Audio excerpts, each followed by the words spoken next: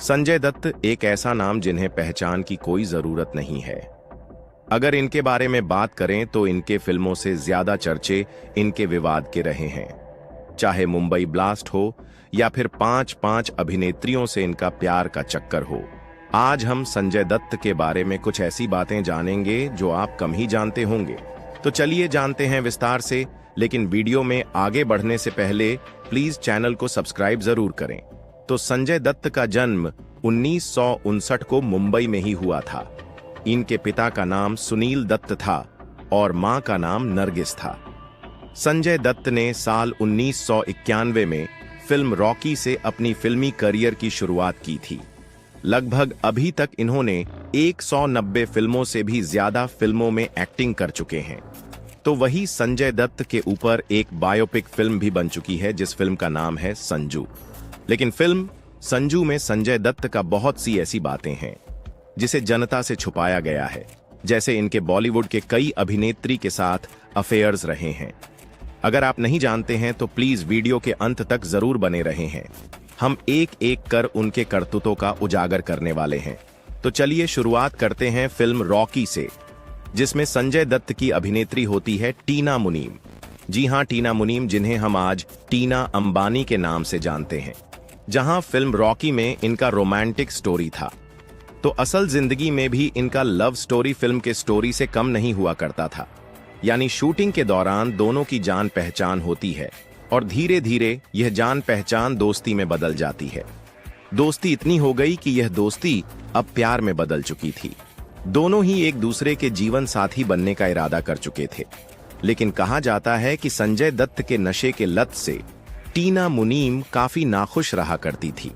लेकिन ऐसा नहीं था कि टीना मुनीम कभी भी संजय दत्त को संभलने का मौका नहीं देती है। टीना मुनीम संजय दत्त को कई बार संभलने का मौका भी देती है। लेकिन संजय दत्त कुछ दिन ठीक रहते हैं और फिर उनका वही रवैया रहता था। यानी संजय दत्त नशे की लत में फंस चुके थे। संजय दत्त कई बार ऐसी गलतियां करते थे जिन्हें टीना मुनीम कई बार माफ भी कर दिया करती थी। लेकिन अपने नशे के कारण संजय दत्त कभी भी अपने आप को टीना मुनीम के सामने सही साबित नहीं कर पाए, जिसके चलते टीना संजय की आदतों से काफी परेशान हो जाती है और संजय दत्त को छोड़ने का मन बना लेती है। कहा यह भी जाता है कि फिल्म कर्ज की शूटिंग टीना मुनीम ऋषि कपूर के साथ करती है। तब संजय को कहीं से यह पता चलता है कि टीना मुनीम का चक्कर ऋषि कपूर के साथ चल रहा है। तो इस बात से गुस्सा होते हुए संजय दत्त ऋषि कपूर के घर चले जाते हैं उन्हें थप्पड़ मारने। लेकिन घर पर नीतू कपूर, जो कि ऋषि कपूर की पत्नी थी, उन्होंने संजय दत्त को समझाया और कहा ऋषि के और टीना के बीच ऐसा कुछ नहीं है। फिर कहीं जाकर संजय दत्त का गुस्सा शांत हुआ। तो इसी के बाद टीना मुनीम ने संजय दत्त से हमेशा के लिए दूरी बना ली थी। कहा जाता है कि टीना मुनीम के जाने के बाद संजय दत्त के जीवन में कोई भी बुरा प्रभाव नहीं पड़ता है। वह हरदम अपने कामों में शूटिंग में व्यस्त रहा करते थे। लेकिन संजय दत्त तो अभी अभी जवान हुए थे।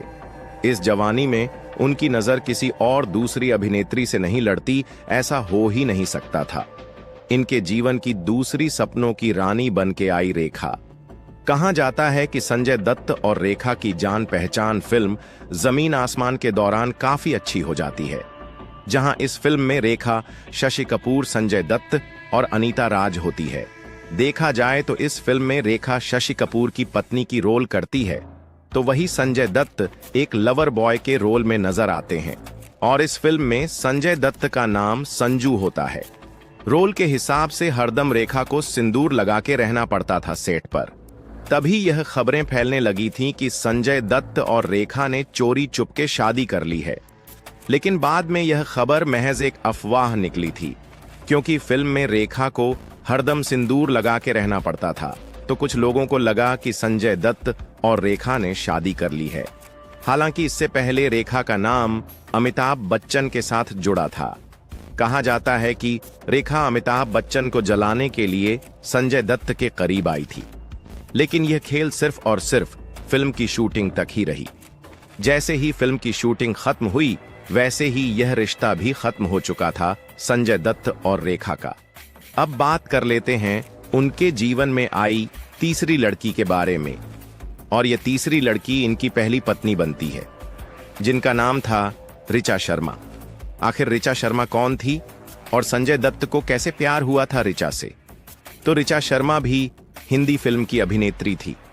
ऋचा को संजय दत्त ने पहली बार एक फिल्म मैगजीन में देखा था और फिर एक दिन फिल्म आग ही आग के मुहूर्त पर ऋचा से संजय दत्त की मुलाकात होती है और पहली ही नजर में संजय ऋचा को अपना दिल दे बैठे।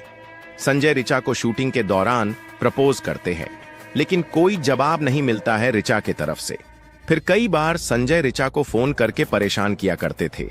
इतनी दीवानगी देख ऋचा भी हाँ कह देती है, जिसके बाद संजय दत्त और ऋचा शर्मा की शादी साल 1987 में हो जाती है।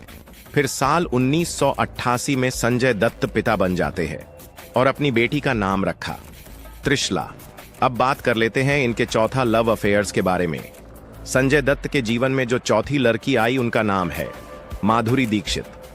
साल 1991 आई फिल्म साजन के दौरान संजय दत्त और माधुरी दीक्षित दोनों एक दूसरे के बेहद करीब आ गए थे। फिर बाद में दोनों में प्यार हो गया था। संजय दत्त माधुरी से शादी करना चाहते थे, लेकिन हो न सका। यानी माधुरी के पिता को संजय के बारे में पता था कि संजय दत्त शादीशुदा है और एक बच्ची के बाप भी, जिसके कारण माधुरी के पिता संजय और माधुरी के रिश्ते के खिलाफ थे। लेकिन 1993 में मुंबई ब्लास्ट में संजय दत्त का नाम सामने आया, जिसके बाद माधुरी संजय दत्त से हमेशा के लिए दूर हो गई और बाद में कभी भी उनसे बात तक नहीं की थी। यानी एक तरफ माधुरी का छोड़ जाना, उसके बाद मुंबई ब्लास्ट में नाम आना और फिर बाद में इनकी पत्नी को दुनिया छोड़ दिए जाना। कहा जाए तो वह समय संजय दत्त के लिए काफी बुरा था। इन्हें समझ में नहीं आ रहा था करे तो क्या करे। यानी संजय दत्त डिप्रेशन में जा चुके थे, लेकिन अभी तो इनके जीवन में और भी लड़कियों का आनी बाकी था। ऋचा के जाने के बाद इनका नाम जुड़ा लीजा रे के साथ। लीजा ने काफी हद तक संजय दत्त को सहारा दिया था, जीने की उम्मीद जगाई, जिसके बाद दोनों शादी के बंधन में बंधते कि इससे पहले ही दोनों का ब्रेकअप हो गया। फिर इनके जीवन में आई रिया पिल्लई। रिया पिल्लई एक मॉडल थी। संजय और इनकी मुलाकात हुई और इस बार कुछ गड़बड़ होता कि इससे पहले ही संजय दत्त ने रिया से साल 1998 में शादी कर लेते हैं। लेकिन कहा जाता है कि शादी के बाद भी संजय का मुंह मारने की आदत नहीं जाती, जिसके कारण रिया ने संजय दत्त को साल 2005 में तलाक दे देती है। लेकिन संजू बाबा का उम्मीद अभी भी खत्म नहीं हुआ था। फिर से एक और लड़की के साथ इनका इलू इलू चलने लगा, लेकिन उस लड़की को छोड़ एक मुस्लिम लड़की के पीछे पड़ जाते हैं और उनका नाम था दिलनवाज सैक, जो कि संजू के दिल में बस गई और फिर दिलनवाज सैक से बन गई मान्यता दत्त। बताया जाता है कि दिलनवाज सैक, जो कि बॉलीवुड में एक जूनियर आर्टिस्ट थी, संजय दत्त के तलाक के बाद यानी 2008 में दिलनवाज सैक और संजय दत्त की शादी हो जाती है और यह रिश्ता आज तक कायम है। अगर अब कुछ ऐसा किया संजू बाबा ने तो कोई और ऑप्शन नहीं है।